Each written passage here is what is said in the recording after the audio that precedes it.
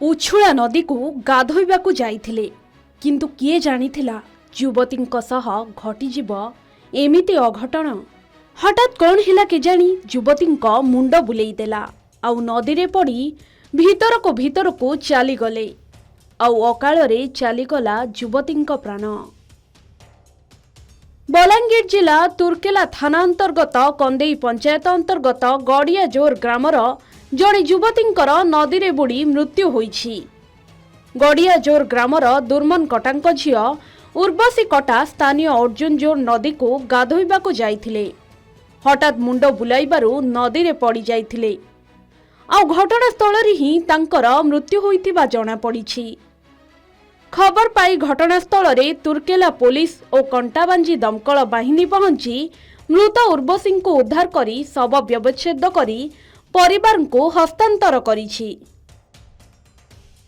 कंटाबांजी दीपक जादव का रिपोर्ट के न्यूज ओडिशा।